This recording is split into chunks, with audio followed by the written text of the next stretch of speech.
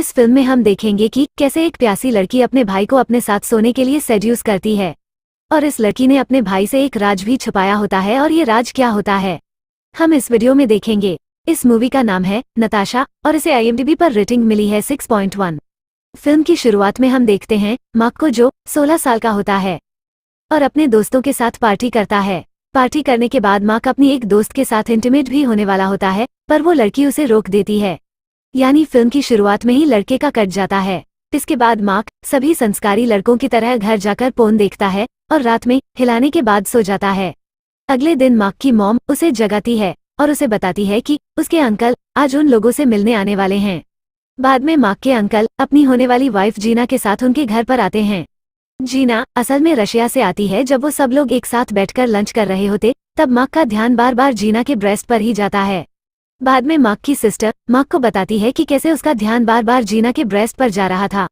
उसने आज बहुत रिवीलिंग कपड़े पहने थे, पता नहीं वो कैसे टाइप की औरत है। तभी उनकी मॉम वहां पर आती है और कहती है कि शायद ये रशिया का फैशन होगा, इसमें शायद जीना की कोई गलती नहीं और शायद रशिया की लड़कियां वैसी ही होती है। जीना की इसके पहले भी एक शादी हो चुकी होती है और उसकी पहली शादी से उसकी एक बेटी भी होती है, जिसे लाने के लिए जीना वापस रशिया जाती है। कुछ दिनों के बाद वो सब लोग जीना और उसकी बेटी को लेने के लिए एयरपोर्ट पर जाते हैं। वहां पर मार्क मिलता है जीना की बेटी नताशा से, जो 14 साल की होती है। कुछ दिनों के बाद मार्क के अंकल और जीना की शादी हो जाती है। तब मार्क बस नताशा को ही देखते रहता है। तब नताशा वहां पर बैठकर बोर हो जाती है। शादी के बाद सब लोग मार्क के घर में वापस जाते हैं। तब मार्क नताशा को अपना घर दिखाता है। मार्क उसे अपने रूम में लेकर जाता। तब नताशा उससे पूछती है कि तुम अपने रूम में क्या क्या करते हो। मार्क उसे कहता है कि मैं तो बस यहाँ पर टीवी देखता हूँ और पढ़ाई करता हूँ। तब नताशा उससे पूछती है कि क्या तुम अपने रूम में किसी लड़की के साथ कभी सोए नहीं हो। तब मार्क ये सुनकर चौंक जाता है और पूछता है कि तुम तो बस 14 साल की हो, तुम ये बातें कैसे कर सकती हो, क्या तुम्हें शर्म नहीं आती। तब नताशा कहती है कि मुझे कोई फर्क नहीं पड़ता क्योंकि मैंने अब तक 100 बार सेक्स कर चुकी है और अगर तुम चाहो तो मैं तुम्हारे साथ भी सेक्स कर सकती हूँ।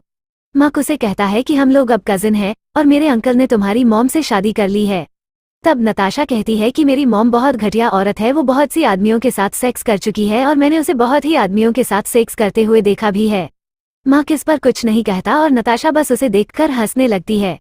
कुछ दिनों के बाद मार्क की मॉम उसे कहती है कि तुम्हें नताशा का ध्यान रखना होगा, वो इस देश में पहली बार आई है और यहीं पर अपनी पूरी जिंदगी बिताने वाली है। यहाँ पर उसका कोई दोस्त भी नहीं है, इसलिए तुम उसके साथ टाइम स्पेंड करो और वैसे भी वो तुम्हारी कजन है। अगले दिन मार्क नताशा के घर पर जाता है, जहाँ पर जीना उसे बैठने के लिए कहती और उसके साथ बातें करती और उसे बताती है कि नताशा बहुत अलग लड़की है, वो हमेशा अकेले रहती है, इसलिए अगर नताशा उससे गुस्सा हो जाए तो मार्क को बुरा नहीं मानना चाहिए। इसके बाद जीना नताशा को बुलाती है और उनके बीच किसी बात का झगड़ा चल रहा होता है, इसलिए नताशा गुस्से में वहां से चली जाती है। तब मार्क भी उसके पीछे जाता है। बाद में नताशा मार्क को बताती है कि वो अपनी मॉम की तरफ देखना भी नहीं चाहती, वो अपनी माँ से बहुत नफरत करती है। उसकी मॉम ने उसे यहाँ पर लाकर उसकी लाइफ बर्बाद कर दी है। इसके बाद मार्क उसे अपने दोस्त रूपेश के घर में लेकर जाता है और उससे मिलने के बाद नताशा बस उसी दोस्त के बारे में पूछती रहती है। तब मार्क नताशा को बताता है कि रूपेश अकेला रहता है क्योंकि उसके पेरेंट्स दूसरे देश में घूमने गए हैं। इसके बाद वो लोग एक साथ लंच करते हैं और म्यूजिक भी सुनते हैं। मार्क नताशा को उसके घर तक छोड़ देता है और नताशा उसे कहती है कि कल मैं तुम्हारे घर आऊंगी। फिर हम देखते हैं कि अगले दिन नताशा मार्क से मिलने पहुंच जाती है। वो लोग कुछ देर बैठकर बातें करते और मार्क उसे बताता कि वो कौन सी बुक पढ़ रहा है। इसके बाद वो लोग साइकिलिंग करने बाहर जाते हैं। फिर हम देखते हैं कि मार्क अपनी दोस्तों के साथ मिलकर मरवाना यानी कि गांजा बेचता है और इस बारे में नताशा को पता चल जाता और वो उससे पूछती कि क्या मैं भी थोड़ा सा मरवाना स्मोक कर सकती हूँ। अगले दिन नताशा फिर से उसके घर पर जाती है। तब मार्क उसके लिए थोड़ी सी वीड लेकर आता और पहले वो खुद स्मोक करता और फिर नताशा को भी अपने साथ स्मोक करवाता है। फिर नताशा मार्क की परमिशन को लेकर उसके लैपटॉप को शुरू करती है, पर तभी लैपटॉप में अचानक से पॉर्न वीडियो शुरू हो जाती है जो मार्क बंद करना भूल गया था और ये देखकर नताशा को बड़ा मजा आता है। तभी नताशा लैपटॉप को लेकर मार्क के पास आती और उसे कहती कि मैं तुम्हें कुछ दिखाना चाहती हूँ। फिर नताशा उसे अपनी खुद की न्यूड फोटोज दिखाती और बताती है कि वो खुद भी पॉर्न वीडियो बनाती है। नताशा उसे पूछती है कि क्या तुम मेरे साथ सेक्स करना चाहते हो, और मार्क के जवाब देने से पहले ही नताशा अपनी ब्रा उतार देती है और फिर मार्क के सामने अपनी अंडरवियर में खड़ी हो जाती और कुछ देर बाद वो अपनी अंडरवियर को भी उतर लेती है। नताशा उसे किस करने लगती है और वो लोग वहीं पर मार्क के रूम में इंटीमेट होते हैं। नताशा मार्क को बताती है कि वो 12 साल की थी तब से वो ये काम कर रही है क्योंकि उसे इसके अच्छे पैसे मिल जाते हैं। नताशा उससे कहती है कि उसकी मॉम को भी इस बारे में पता चल गया था। उसकी माँ ने उसे कुछ कहा तो नहीं, पर वो नताशा के कमाए हुए पैसों के पीछे पड़ गई थी, इसलिए नताशा को ये सब काम बंद करना पड़ा और तभी से उन लोगों के बीच कुछ भी सही नहीं चल रहा। इसके बाद मार्क और नताशा एक दूसरे के साथ और भी ज्यादा टाइम स्पेंड करने लगते हैं, यहाँ तक कि वो दोनों एक दूसरे के साथ नहाते भी और भी ज्यादा इंटीमेट होते हैं और मार्क उसे पसंद भी करने लगता है। मार्क उसे अपने दोस्तों के साथ पार्टी करने लेकर जाता है और उसे पूरे शहर भी घुमाता है। कुछ टाइम के बाद मार्क के अंकल और जीना बाहर में घूमने जाते हैं, इसलिए नताशा मार्क के घर में ही रुकी होती है। रात में नताशा उसे good night baby message send करती है और कुछ देर के बाद उसी के रूम में चली आती है क्योंकि वो कहती है कि उसे नींद नहीं आ रही। नताशा और मार्क बाहर में घूमने जाते तो नताशा उसे कहती कि मुझे तुम्हारे घर में रहना बहुत अच्छा लगता है, काश कि मैं यहाँ पर अपनी पूरी जिंदगी रह सकती। मार्क उसे कहता है कि तुम जब चाहो यहाँ पर रहने आ सकती हो। नताशा उसे बताती है कि उसकी मॉम मार्क के अंकल को धोखा दे रही है और अभी भी उसका नताशा के डैड के साथ अफेयर चल रहा है।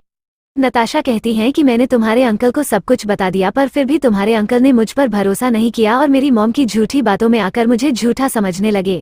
इसके बाद जीना और मार्क के अंकल वापस आ जाते हैं और नताशा को अपने साथ चलने कहते हैं, पर नताशा उनके साथ नहीं जाती और कहती है कि मुझे यहीं पर रहना है, मुझे अच्छा लगता है। तब जीना उसे कहती है कि मुझे पता है कि तुम्हें ये जगह क्यों पसंद है और मुझे ये भी पता है कि तुम इस लड़के के साथ क्या क्या करती हो। ये सुनते बराबर नताशा को बहुत गुस्सा आता है और वो जीना को मारने लगती, मगर मार्क के डैड उसे रोक देते। फिर नताशा को जीना के साथ वापस जाना ही पड़ता है। अगले दिन मार्क उससे मिलने जाता है, तब जीना उसे कहती कि इसमें तुम्हारी कोई गलती नहीं, यह सब नताशा की गलती है। वो तो जवान आदमियों के साथ भी सोती है और तुम तो बस अभी छोटे बच्चे हो।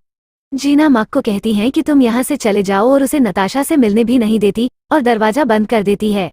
कुछ टाइम के बाद नताशा देर रात को मार्क के घर में अपना पूरा सामान लेकर पहुंच जाती है और उसे कहती कि वो फ्लोरिडा के लिए निकलने वाली है और कहती है मार्क भी उसके साथ चलना चाहेगा। नताशा कहती है कि जीना और मार्क के अंकल के बीच की शादी टूट चुकी है। मेरी मॉम ने तुम्हारे अंकल को छोड़ दिया और ये सब मेरी वजह से हुआ, क्योंकि मैं जानबूझकर तुम्हारे अंकल के साथ सोई थी ताकि उन दोनों के बीच झगड़ा हो जाए और वो लोग एक दूसरे से अलग हो जाएं, क्योंकि मैं अपनी मॉम के हाथों तुम्हारे अंकल की लाइफ को बर्बाद होते नहीं देखना चाहती थी। उसकी बातें पूरी होने के बाद मार्क उसे अपने घर में लेकर जाता और उसे रात भर वहां रुकने देता। सुबह होते बराबर मार्क उसे अपने बचाए हुए पैसे देते ताकि वो अच्छे से जा सके।